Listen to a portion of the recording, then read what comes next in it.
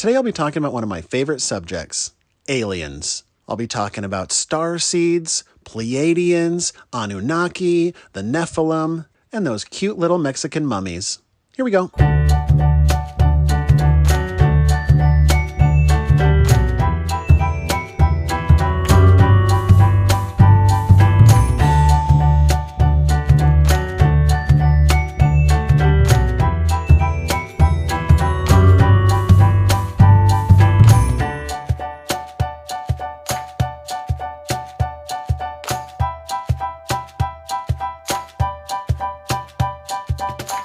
I've been very obsessed, especially the last month, with the idea of aliens and UFOs and angels and demons and all of that fun stuff, right? So I've been asking everybody that I come in contact with essentially what their thoughts are on life outside of Earth.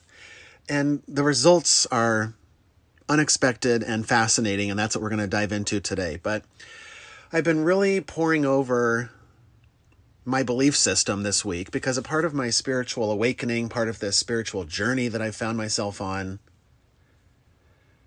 I question everything. I question everything. I question the government. I question the pharmaceutical industry. I question our history, right? I question why I respond this way, why I react that way, why just everything. I like to dive into it and really just ask why I have certain beliefs within my belief system. And for those of you that have gone on a spiritual journey, you know what I'm talking about, right? It's that internal journey. And so I've been on the edge of my seat watching these congressional hearings, both here in the States and in Mexico.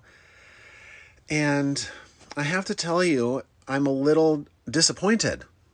I kind of expected, and maybe you did as well, I kind of expected this big reveal, right? This is disclosure. Humanity gets to meet our stellar brothers and sisters, or overlords, who knows? That's TBD on that one. But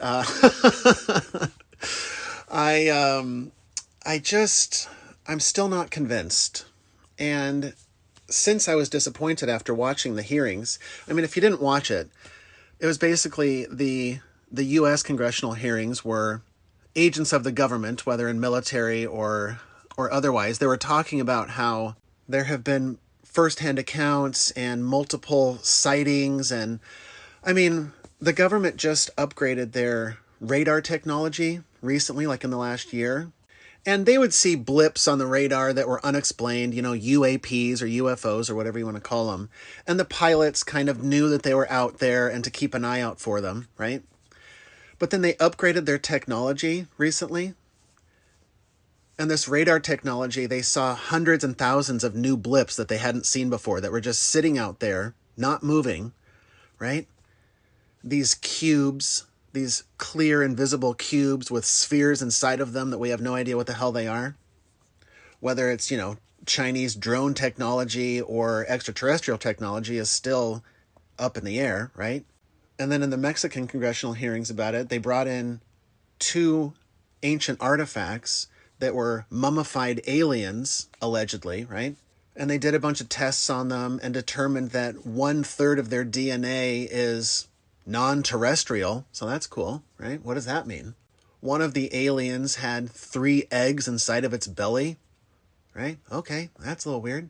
So it sort of makes me excited because I'm like, yes, finally we're getting to see real evidence. But then that's negated by the fact that the guy that brought these alien mummies is a known charlatan.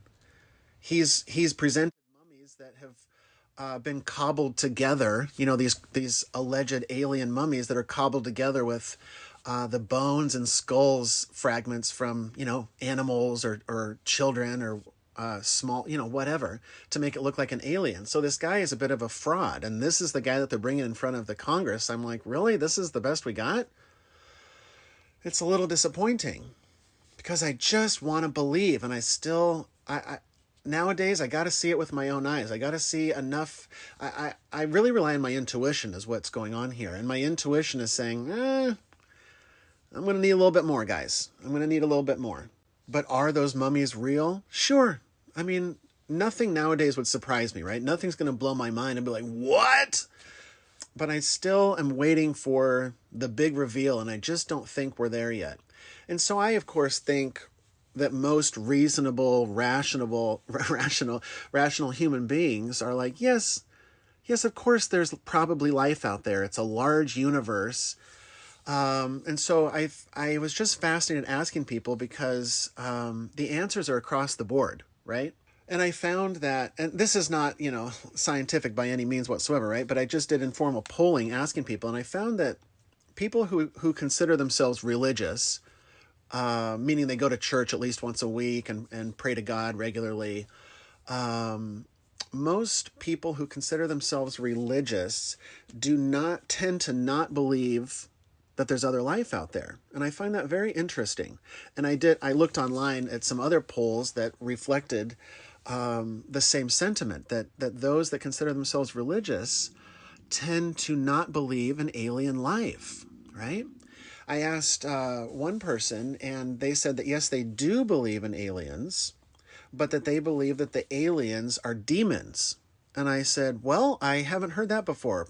Elaborate, please. I love having these conversations because I have an open mind. I feel like the old version of me used to have a very closed mind, very black and white. There was my opinion, which was the correct opinion, and your opinion is wrong and you're an idiot. Okay, that's the old version of myself. But the new version of me is much more open, right? And I love hearing, because other people's opinions and belief systems, I've trained myself, I've practiced not letting that affect me, right? Not let it shake the core of who I am. Now I'm just sort of open to anything and everything. And I'm like, oh, I like that perspective. Tell me more, please. So if you look at the book of Enoch is one of those ancient scriptures that was left out of the Bible, right? And I plan on dedicating a whole episode to just talking about these ancient scriptures that were left out of the Bible, the reasons why they were left out of the Bible, what they contain. It's all really interesting, so stay tuned for that, for those of you that are into that sort of thing. But the book of Enoch talks about these beings called the Nephilim, okay? And Nephilim is, I think it's Hebrew, and it translates to fallen ones, okay? And according to the scriptures, they were giants, which I also find interesting because there are tales of giants in like nearly every ancient culture. So I find that interesting, in the same way that the Great Flood was also mentioned in basically every ancient culture, right? And so it makes me think that perhaps that these things aren't myths, that they actually did happen. And so all of these ancient cultures talk about how after the flood, after the Great Reset, that giants came from the water. Some accounts say that they came from the sky or from the heavens, right? In order to help humanity, in order to restart civilization after the Great Reset. And it's hard because there are contradictions, right? In some accounts, these giants help humanity, and in other accounts, they are demons, and they are like the Nephilim in the book of Enoch, no bueno. It talks about how they create chaos and corruption and immorality and sin, and how they taught humans, quote unquote, forbidden knowledge that God didn't want them to know about, right? Didn't want us to know about, which also goes hand in hand with the Adam and Eve and tree of knowledge story in Genesis. The ancient Gnostics, the early Christians, believed that there was this forbidden knowledge that God didn't want us to know about. And so it's just these themes that are kind of woven through all of the myths and the tales that's handed down generation to generation that fascinates me. And so in the book of Enoch, it tells the story about how there were these angels sent from God to look after Earth, to look after humanity. And they were called the Watchers, which is a pretty badass name if we're being real. And so at some point, as the story goes, these Watchers started getting a little hot and heavy with the human women down below on Earth. And they had relations with these human women. And the abomination that came out, the child that came from that, was the Nephilim, the fallen one.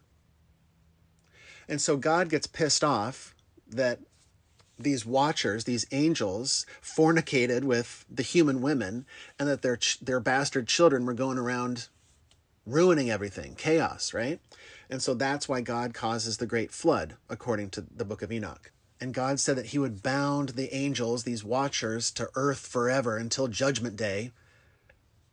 And he tried to wipe the Nephilim from the face of the planet with the flood, although some accounts say that they survived and are still here. So it's just interesting. In the book of Genesis, it talks about a very similar thing, right? Where beings come from the sky / heaven, depending on how... These are all open to interpretation, too. Like, if you read these scriptures, it doesn't clearly say what these things are. It's very open to interpretation.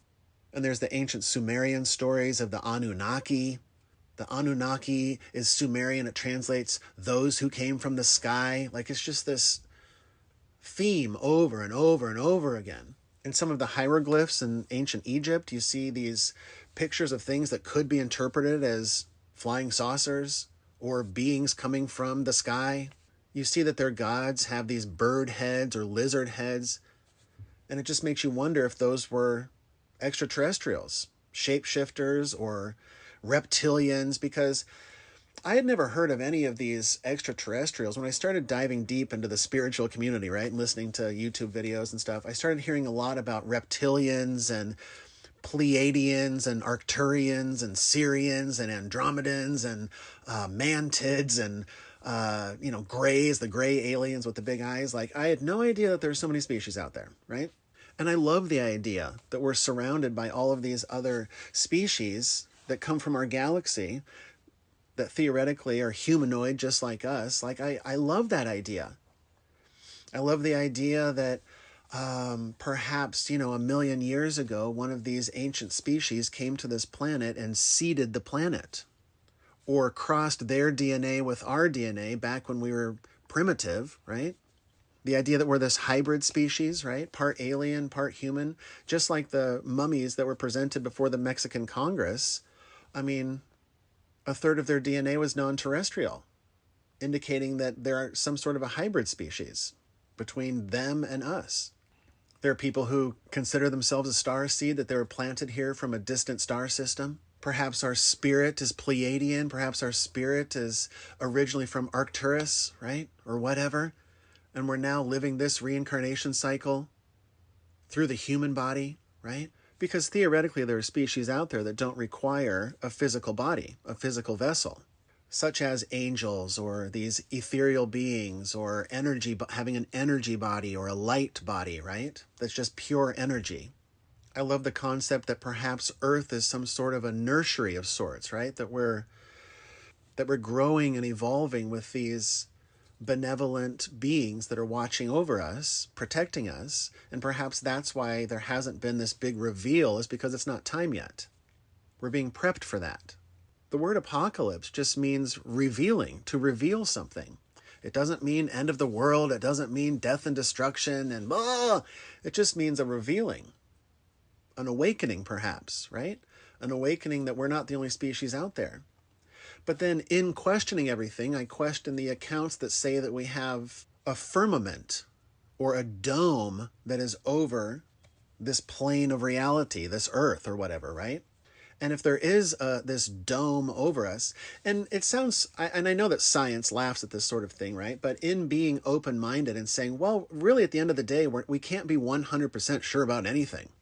We can have experts tell us A, B, or C, but at the end of the day, there were experts thousands of years ago that were the truth. I mean, at one point, the accepted knowledge was that Earth was the center of the universe and everything revolved around it, right? And nobody questioned that. And if you did question it, you would probably be killed by the church / state, right? Until people like Galileo come along and say, actually, guys, you might have this thing wrong. The sun is actually in the middle and we're all going around it. And they didn't like that, right? Most humans don't like to question things like that, question their belief systems. But that's what this is a part of, right? Is saying, yeah, maybe. I mean, I guess. And so if there is this firmament over the earth, maybe there are no aliens out there. Maybe that's just a part of the illusion. And I had to ask myself, like, can I accept that maybe there actually aren't aliens out there? Because initially that would kind of bum me out. But at the end of the day, I suppose that is an option, right? There's just so much that we don't understand about any of this stuff, right? And people are so firm in their beliefs. They are demons, and I will not be convinced otherwise. There is no life out there, and you can't convince me otherwise. Harumph. Because I think that even if there were aliens that were, presented on TV by the White House and say, okay, well, here it is. Here's our alien brothers. I still think that there would be a major portion of the population that still would say, nope, bullshit. Nope, they're faking it, because we're living in a world now with AI created images. It's very confusing what's real and what's not real. We're being asked more than ever now to rely on our own intuition. And that's something that I've been honing and learning to listen to over the last several years. But the old version of myself, I didn't listen to my intuition. I didn't even know what that meant, right? I just listen to what the scientists tell me and the government tells me or whatever. And that's that. Why would I question it? I don't think that they're here to harm us either, by the way. Like, I think that if they are as advanced as they probably are, I think that they would have destroyed us by now if that was their agenda, right? There's also a lot of speculation in certain circles that there are beings here from perhaps another dimension, right, that are using us for our energy, that they're creating this. I mean, it's very conspiratorial, right? But that's where we're at, okay? That there's these beings that are promoting fear on this planet, whether it's the reptilian shapeshifters or, like the Annunaki or whatever, but like this concept that they're creating this fear on our planet in order to feed off of that negative energy in some way. It's fascinating. So when people ask me what I believe, I say, yeah, I believe they're out there, but at the end of the day, I don't know, because now I'm starting to rethink it all. And I suppose until I see one with my own eyes, or I'm convinced via my intuition, I'm still on the fence. I really want to believe, but I'm trying to just remain as open-minded as I can and open to the possibility that this might all just be bullshit. It might all just be an illusion, right? And when I start questioning and thinking about angels and demons and aliens and all that stuff, I start thinking about mythological creatures like dragons and mermaids and elves and all of that stuff. And I start to question, like, who knows?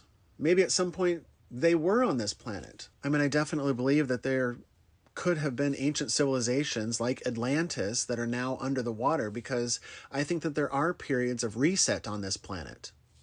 And whether that reset is a flood or, the magnetic poles of the planet flipping, or a solar flare, right? I just think that there's these resets that happen for reasons unknown, right? That's what I love to hypothesize. But as above, so below. I've had my own series of personal resets, right? Just like completely resetting who I used to be, completely resetting my belief system, completely resetting how I respond to things, etc., right? I've had these resets in my life. And so as above, so below, it just sort of goes out into infinity, these patterns and these cycles. And if the magnetic poles on this planet flip, theoretically, it would just be like shaking a globe. You would get all new continents. The whole thing would be, rejiggered. The whole thing would be reset. And it gets a little bit into AI and how AI plays into all of this. Whether or not that's a part of the natural evolution of species throughout the galaxy as AI starts to just become incorporated into their civilization rather than something to be scared about. I don't know. Because when I first started this spiritual journey, I just sort of, my intuition started kicking in. And I started getting these feelings. I started feeling like something big is coming, an event, right?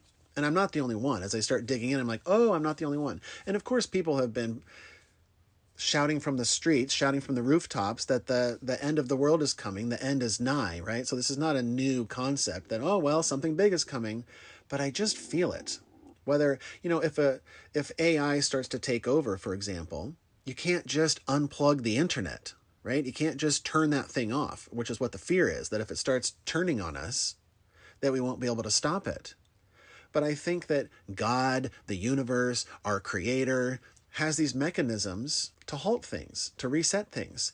And so the sun puts out these solar flares, right? And it's called an X level. If there's an X level solar flare that happens to hit Earth, it would completely fry our entire electrical system, theoretically knocking us back to the Stone Age. If the United States lost power, it would be complete chaos within a month. But perhaps this is the type of thing that is needed in order to reset the internet, in order to kill the AI, in order to it's the story of the Tower of Babel in the Bible. Humanity got a little too big for their britches and started building this tower to try to reach heaven, to try to reach the gods. And at some point, God slapped that tower to the ground. That's a reset. And so I think that once civilization reaches a certain point, for whatever reason, I don't think it's good or bad. It's just a part of what happens on this planet, perhaps, that every 10,000 years or so, we go through a reset. It's so interesting to me that there's all of these ancient civilizations, these ancient pyramids that are just buried under the jungle or buried under the ocean or buried under, the sand or the earth. And it's just, it blows my mind that there's all of these civilizations that perhaps we don't know about, right? Or that we're completely misinterpreting. And the timeline that we've been told is perhaps incorrect, right? So it's a fascinating conversation. I love talking about it, and I love, thinking about all of the what ifs. And but at the end of the day, I try not to latch on too much to it. I try not to latch on to expectations, right? I think that humanity has a habit of searching for a savior, searching for somebody to save them, rather than looking within and learning to save themselves. Not relying on external things to save them, but looking within to save themselves, to free themselves.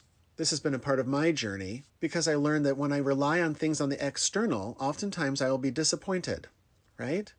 Whether I'm relying on a religious figure or experience, or relying on family or friends or government or anything external to my own self, is going to ultimately lead to unfulfillment and disappointment and frustration.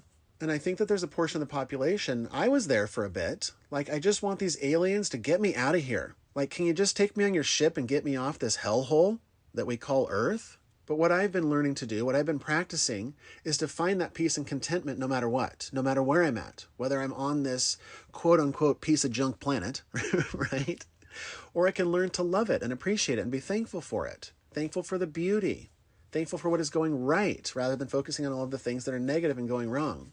When I started diving into conspiracy land and tinfoil hat land, there was a lot of victimhood that was available to me. I could say, yeah, they did this to us, or they're the bad guys, or they're causing this, or any of that. But I'm no longer looking to be saved. I'm learning to find peace and happiness and contentment exactly where I am in this exact moment. No more wishing and hoping for something better, realizing that what is best is what is happening right now. That's why it's happening. It's easy to get hooked and roped in, and then you're always looking to some future event, waiting for some future savior to save you from something, rather than living in the present moment. I know that I'm here for a reason.